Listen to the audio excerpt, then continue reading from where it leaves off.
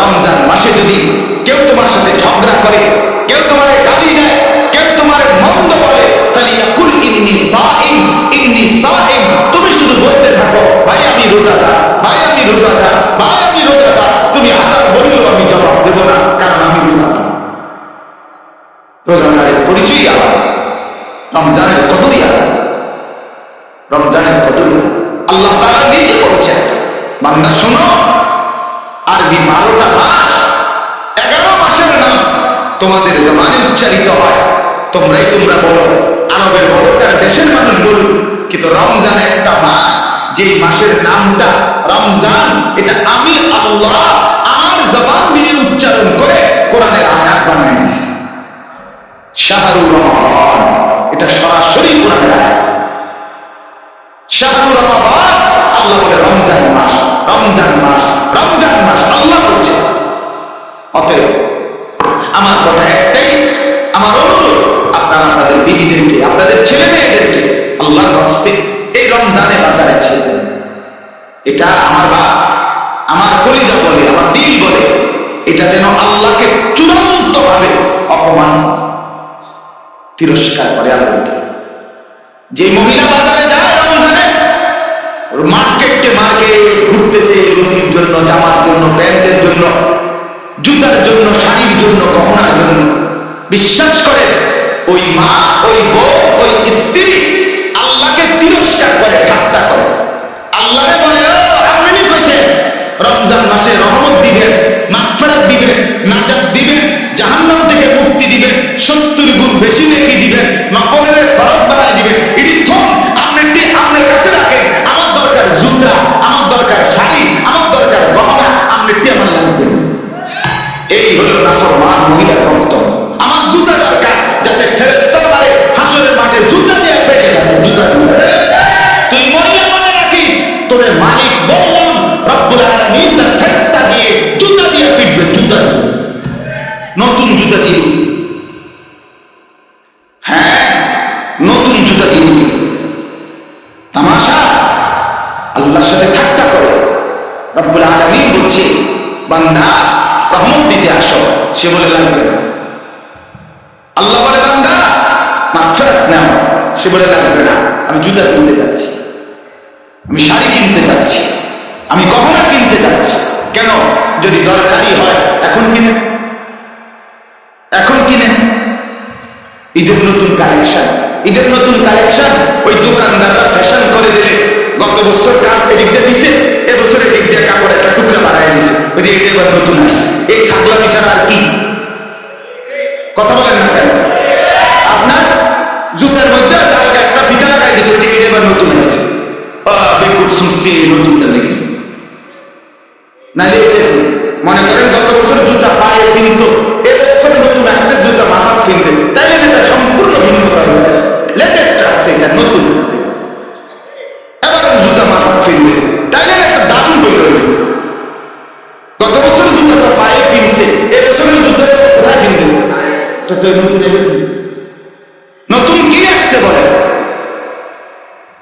এই জন্য এটাকে ঠাট্টা মনে করে না, বরং দয়া করে মাহে রমজানকে কদর করে নিজেদের মা, বোন, স্ত্রী, কন্যা, ছেলে মেয়েদেরকে এই বাজার, এই দোকানদার, এই ফালতু কেনাকাটার পিছনে আল্লাহ দেওয়া এত বড় নিয়ামতকে প্রত্যাখ্যান করবেন না। যে যা জিজ্ঞেস করে সব কিছু রমজান এই কথার লগে মিলে যাবে। আজকে অনেক কিছুদিন ধরে মাহফিল ভাই রমজানের আগে সম্ভব না, রমজানের সময় ডেট নেবেন, রমজানের পর থেকে আবার ডেট চাইবে, তাই আমার রমজানের আগে আমি আবার উমরায় চলে যাব, রমজানের সময় আমি আবার এতে কাপে বসব। মানে সব কথার মধ্যেই রমজান, সব কিছু মিলে দিচ্ছি যে এটা এদিকে, ওটা ওদিকে, এটা এমনি, ওটা এমনি। আম্মা বাসায় আসবে, কথা বলতেছিল বাসায় যে রমজানের আগে, তো আমার বড় বোন বলতেছে তুই বাসায় ভাই উমরা যাওয়ার আগে, রমজানের আগে পারতাম না। মানে সব কথাই কি নিয়ে রমজান, রমজানের এই মাহে রমজান কবে আসবে, রমজান আমি কখন পাবো রমজান। রাসূলুল্লাহ সাল্লাল্লাহু আলাইহি ওয়াসাল্লাম লাগাতার 2 মাস আল্লাহ তাআলার কাছে দোয়া করতেন, মাওলা রমজান তো চলে আসছে, আর মাত্র 2 মাস, আমাকে ওই পর্যন্ত পৌঁছায় দেন। আল্লাহুম্মা বারিক লানা ফি রাজাব ওয়া শাবান ওয়া বাল্লিগনা রমাদান। আল্লাহর কাছে নবী সাল্লাল্লাহু আলাইহি ওয়াসাল্লাম টানা 2 মাস এই দোয়া করতেন, আল্লাহ রজব এবং শাবান এই 2 মাসে বরকত দেন, রমজান পর্যন্ত পৌঁছিয়ে দেন। কি বরকত দেন? সব দিকের বরকত। এক ইমানদারের জন্য সব দিকের বরকত দেন। হায়াতে বরকত দেন যাতে রমজান পেতে পারে, সুস্থতার বরকত দেন যাতে সুস্থ থেকে ইবাদত করতে পারে, হ্যাঁ পেরেশানি থেকে বিরত থাকবেন এর মধ্যে বরকত দেন যাতে করে এক মনে আপনারা ইবাদত করতে পারেন। রমজান তো আছে কিন্তু আমি বেঁচে নেই, তাহলে তো হলো। আমি বেঁচে তো আছি, রমজানও আছে কিন্তু অসুস্থ, বন্দেগী করতে পারলাম না, তাইলেও তো হলো। সুস্থ আছি কিন্তু পারিবারিক অনেক পেরেশানি, বিভিন্ন মুখী যন্ত্রণা, যার কারণেও নীরবে ইবাদত করতে পারলাম না, তো এটাও তো মুসিবত। এই জন্য হার কিসিমের বড় আল্লাহ যতভাবে হইলে আমি আপনার বন্দেগীটা নিরাপদে করতে পারবো, ইবাদত নিরাপদে করতে পারবো, সেইটা আপনার কাছে চাচ্ছি। এই জন্য নবী সাল্লাল্লাহু আলাইহি ওয়াসাল্লাম 2 মাস রমজানে যেন স্বস্তি, শান্তি, নিরাপদে বেঁচে থেকে সুস্থ থেকে যেন আল্লাহর বন্দেগী করতে পারে, এই জন্য 2 মাস আল্লাহর কাছে টানা দোয়া করতেন। এর দ্বারা বোঝা যায় যে রমজানের কদর রাসূলুল্লাহ সাল্লাল্লাহু আলাইহি ওয়াসাল্লামের কাছে কি পরিমাণ ছিল, কি পরিমাণ ছিল। এই এক দোয়া থেকেই আন্দাজ করা যায় যে 2 মাস তিনি আল্লাহর কাছে বরকত চাইতেন। আল্লাহ হার লাইনে বরকত দেন। মনে করেন রমজান পর্যন্ত আমরা পৌঁছলাম, হায়াতও বেঁচে আছি, আমরা সুস্থ আছি, তো বাজারে যথাযথ পণ্য, রমজানের খাদ্য সামগ্রী বাজারে নাই, এটাও তো পেরেশানি। পেরেশানি কিনা বলেন? বাজারে চিনি নেই, বাজারে পর্যাপ্ত পরিমাণ পেঁয়াজ নাই, বাজারে পর্যাপ্ত পরিমাণ তরকারি নাই, ছোলা নাই, বুট নাই, ইত্যাদি ইত্যাদি ধরে নেয়, তাইলেও পেরেশানি কিনা বলেন? তাহলে আল্লাহ বাজারে চলাফেরায়, উঠা বসায়, ঘরে, পরিবারে সর্বত্র বরকত। নবীজি দোয়া করতেন। আমি তো সুস্থ আছি কিন্তু আমার স্ত্রী অসুস্থ, রমজান, তাইলেও তো পেরেশান। আমি তো সুস্থ, আমার স্ত্রীও সুস্থ, কিন্তু আমার ছেলেটা বা মেয়েটা সে অসুস্থ, হাসপাতালে, তাইলেও তো পেরেশান। তাইলে আল্লাহ তাআলার কাছে নবী সাল্লাল্লাহু আলাইহি ওয়াসাল্লাম 2 মাস টানা, ভাই প্যান্ডেলের ভিতরে বুট খাবেন না, দয়া করে আমার অনুরোধ দোস্ত, আমি একেবারে অনুরোধ করছি, গাফেল আল্লাহর দুশমন, আমার দুশমন, খামখেয়ালি মানুষকে বলে কোনো লাভ নেই। এই জন্য পাশাপাশি এক ভাই আর এক ভাইয়ের সাথে কথা বলেন, ছেলেরা বাবা তোমার অসুবিধা লাগলে তুমি বাইরে গিয়ে কথা বলো, তুমি শিক্ষা করো, আমার কোনো অসুবিধা নেই, কিন্তু এখানে বেয়াদবি করার কোনো সুযোগ নেই। সোজা কথা, একজন শুনুন, কোনো আপত্তি নেই। আমি আজীবন এই তবিয়তের মানুষ যে কোন সময় সংখ্যা গুনি না, অনেক মানুষ দেখে লাভ মারছি এমন কিছু নেই, কম না বেশি সেটা আমার দেখার বিষয়। আমার মালিকের কথা বলার জন্য বড়, আল্লাহর কথা বলতে বসছে, এজন্য একজন কথা বলবেন, একজন উঠ খাবেন, একজন পাশের জনের সাথে একটু কথা বলবেন, একটু আল্লাহর কথা শুনবেন, হবে না দোস্ত? আল্লাহর কোরআন, এটা তুমি বাংলা বই মনে করো, এটা অঙ্ক ইংরেজি বই মনে করো, গোটা পৃথিবীর সমস্ত পড়া একত্র করলে কোরআন কারীমের এক অক্ষরের কোনার কাছে আসতে পারে না।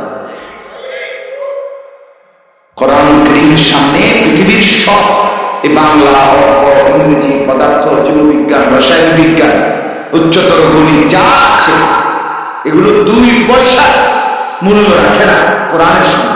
হ্যাঁ, এগুলো কোনো জায়গায় মূল্য, কিন্তু কোরআনের সাথে তুলনা করলে ওর একটাও কোনো এর দামি একমাত্র আল্লাহ। অতএব তুমি এটাকে দোস্ত ফালতু বিষয় মনে করো, ফালতু বিষয় মনে করো।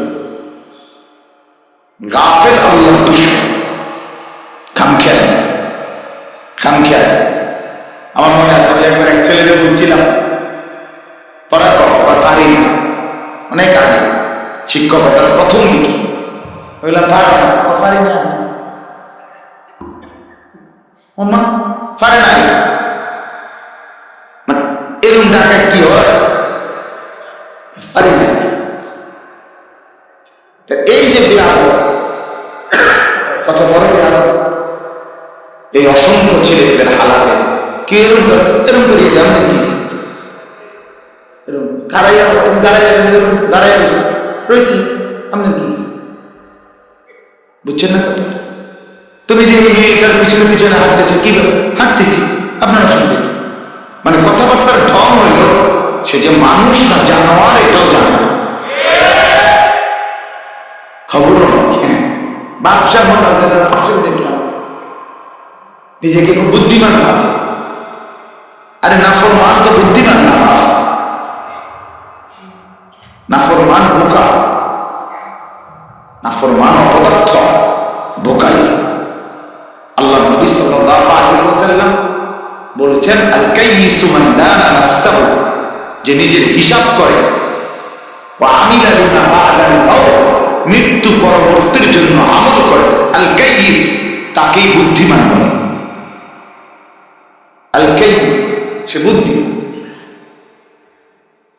ওয়াল আজিজু মান আতবা'a নাফসাহু হাওয়া, নবীজি সাল্লাল্লাহু আলাইহি ওয়াসাল্লাম বলেন অক্ষম, অপদার্থ, দুর্বল, ব্যর্থ, অথর্ব যে তার মনের ইচ্ছা মতো হাদিস ওয়াতামান্না আলা আল্লাহ, চলে নিজের ইচ্ছা মতো আর আশা করে আল্লাহ। আল্লাহ মুখে বিড়ি, আল্লাহ আল্লাহ, পকেটে হারামের টাকা, আল্লাহ ভরসা, ঘরে রঙিন টেলিভিশন, আল্লাহ ভরসা, চেহারায় দাড়ি নেই, আল্লাহ ভরসা। কি আল্লাহ ভরসা, কি রূপ, কি করতে চাইছে মানে আল্লাহ তাআলা নাফরমানির উপরে আল্লাহ ভরসা, এটা আল্লাহ বলছেন।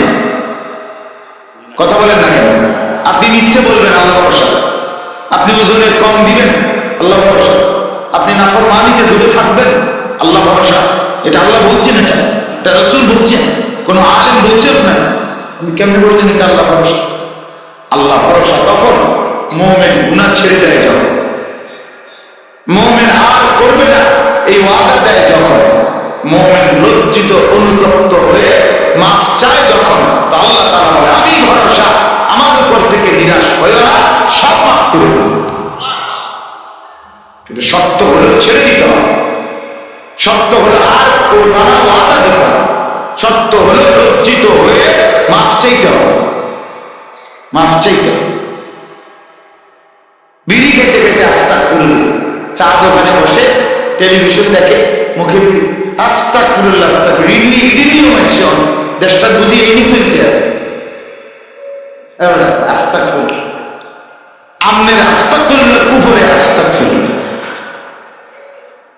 বুঝেন না? আপনি যে আস্তাগফিরুল্লাহ করেছেন এটার মধ্যে কি আস্তাগফিরুল্লাহ, এটা কি ধরনের আস্তাগফিরুল্লাহ? আমাদের করাচি হযরত রাহমাতুল্লাহ আলাইহি বিশ্ববিখ্যাত বুজুর্গ ছিলেন, আরিফ বিল্লাহ হযরত মাওলানা শাহ হাকিম মোহাম্মদ আখতার রাহমাতুল্লাহ আলাইহি। তো ওনার একটা ঘটনা আছে, উনি একবার বলছেন হজে যাইতেছেন উনি পাকিস্তান থেকে।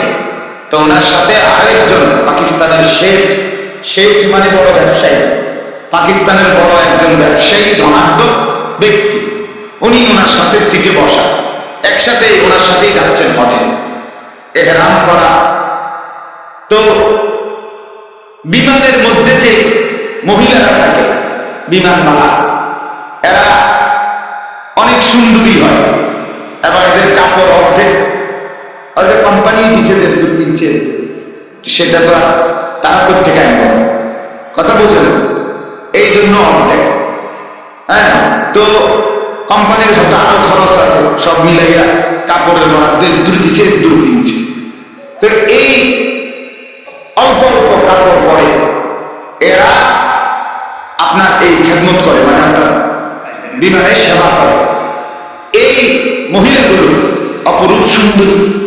তো এই বেচারা ওই শেঠ ব্যবসায়ী উনি হযরতের পাশেই বসা। তো এই মহিলাটা আসতেছে যাইতেছে, উনি হযরতকে বলতেছেন, হযরত হযরত দেখেন দেখেন, আস্তাগফিরুল্লাহ আস্তাগফিরুল্লাহ, মহিলাগুলোর কাপড় চোপড়ের কি অবস্থা। তা হযরত তখন বললেন, আরে ভাই তোমার আস্তাগফিরুল্লাহর উপরে আস্তাগফিরুল্লাহ, पहले तो नजर हटाओ फिर तो আস্তাগফিরুল্লাহ। আগে তো কি সরা, নজর সরা। তুমি যে আস্তাগফিরের দিকে ছায়া রয়েছো, ছায়া ছায়া কয় আস্তাগফিরুল্লাহ আস্তাগফিরুল্লাহ, দেখছেন কি কারণ কি দেখতে, তুমি তো দেখে রয়েছো, তাহলে এইটা দিয়ে আস্তাগফিরুল্লাহ করো। এই জন্য হযরত বললেন যে তোমার আস্তাগফিরুল্লাহ উপরে কি আস্তাগফিরুল্লাহ, পহলে তো নজর হটাও, আগে তো চেহারা সরা, আগে মহিলার থেকে নজর নামাও, ফের পড়ো আস্তাগফিরুল্লাহ, এরপরে পড়ো তুমি কি আস্তাগফিরুল্লাহ, তাই না? এই জন্য বা রাগ হয়ে বলার উদ্দেশ্য হলো, ছেলেরা মাশাআল্লাহ যা করছো আলহামদুলিল্লাহ, আল্লাহ বসাইছে, আল্লাহ বসাইছে, তুমি বসো না, আল্লাহ বসে। আল্লাহ চাচ্ছে তোমার একটু পরিবর্তন, আল্লাহ চাচ্ছে তোমার একটু ভালো, খোদার কসম এই জন্য বসাইছে, এই জন্য বসাইছে, আল্লাহ তাআলা দয়া করেই বসাইছে। অতএব মেহেরবানি করে অল্পটুকু সময় আমরা একটু মনোযোগী হই, আল্লাহ আমাদেরকে তৌফিক দান করে। তো আমরা বলতেছিলাম এই মুহূর্তে রমজান, আলোচনার মূল কেন্দ্রবিন্দু শুধুই কি রমজান। এবং আল্লাহ নবী সাল্লাল্লাহু আলাইহি ওয়াসাল্লাম লাগাতার 2 মাস রমজানের জন্য দোয়া করতেন, 2 মাসে বরকত চাইতেন, আর বলতেন আল্লাহ বরকত দিতে দিতে রমজান পর্যন্ত পৌঁছে। তাহলে এই মুহূর্তে আমাদের হিসাব, যার আল্লাহ বিবেক দিয়েছেন, আল্লাহ তাআলা তার কলিজার ভিতরে আখিরাত আর পরকালের ভাবনা দিয়েছেন, বা প্রত্যেকে আমি এবং আপনি মূল ফিকির করবেন যে সামনে রমজান, রমজান মাহে রমজান, মাহে রমজানের জন্য দোয়া করে আল্লাহর কাছে বলেন যে আল্লাহ অল্প কয়টা দিন হায়াত ভিক্ষা দেন, আল্লাহ রমজানের চাঁদ না দেখাইয়া আপনি মাহরুম করবেন, তীরে এনে তরি ডুবাইয়েন না।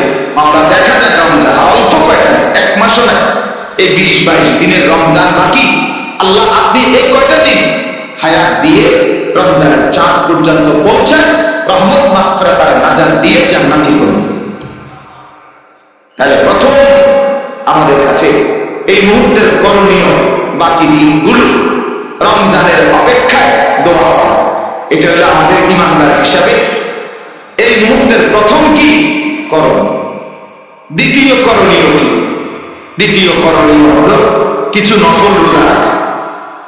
এই এখন কিছু নফল রোজা রাখা, 2টা হোক, 4টা হোক, 5টা হোক, নফল রোজা। রাসূলুল্লাহ সাল্লাল্লাহু আলাইহি ওয়াসাল্লামের আমল ছিল রমজানের পূর্বের মাসে তিনি বাকি 11 মাসের চাইতেও বেশি নফল রোজা নবীজি শাবান মাসে রাখতেন। আম্মা জান আয়েশা রাদিয়াল্লাহু তাআলা আনহা তিনি ইরশাদ করেন যে শাবান মাসে, মানে রমজানের আগের মাসে, মানে এই যে এখন যে মাস চলতেছে আরবি, এই মাসে নবীজি এত লম্বা, এত লাগাতার রোজা রাখতেন। তিনি বলেন মাঝে মাঝে মনে হইতো যে না জানি এইবার শাবানে আর রোজা ছাড়বেনই না, একবারে রমজান সহ পুরাইয়া তারপরে থামবেন, এরকম টানা, এরকম টানা। আমার এক ঘনিষ্ঠ মানুষ, দাওয়াত ও তাবলীগের সাথী, কুমিল্লা ক্যান্টনমেন্টে ডাক্তার সাহেব, আলহামদুলিল্লাহ বলতেছে, হুজুর আমি নিয়ত করছি, যেদিন বলছে সেদিন বলতেছে 33টা রোজা হয়েছে লাগাতার, নিয়ত করছি রমজানের আগে 60টা রোজা করে। কি বুঝো কেমন ইমান? সব। তো এই জন্য বললাম আল্লাহ ওয়ালাদের ফিকির কেমন? আর ডাক্তার সাহেব দাওয়া লিগের বরকতে আল্লাহ তাআলা বলি যায় কি পরিমাণ মহব্বত দান করছে যে 60 রোজা রোজার আগে করুন, তাহলে রমজানের 1 মাস তো 3 মাস কি হলো রোজা। তাহলে আমাদের তো উচিত কিছুটা নফল রোজা রাখা। এটা রাসূলুল্লাহ সাল্লাল্লাহু আলাইহি ওয়াসাল্লামের সুন্নাত আমল। নবীজি সাল্লাল্লাহু আলাইহি ওয়াসাল্লাম শাবান মাসে রোজা রাখতেন, নফল রোজা রাখতেন। হাদিসের মধ্যে আছে আল্লাহ নবী সাল্লাল্লাহু আলাইহি ওয়াসাল্লামকে জিজ্ঞেস করা হয়েছিল, আপনি শাবান মাসে এত নফল রোজা রাখেন কেন? নবী সাল্লাল্লাহু আলাইহি ওয়াসাল্লাম বলেন, তাযীমান লি রমাদান, রমজান মাসের সম্মান।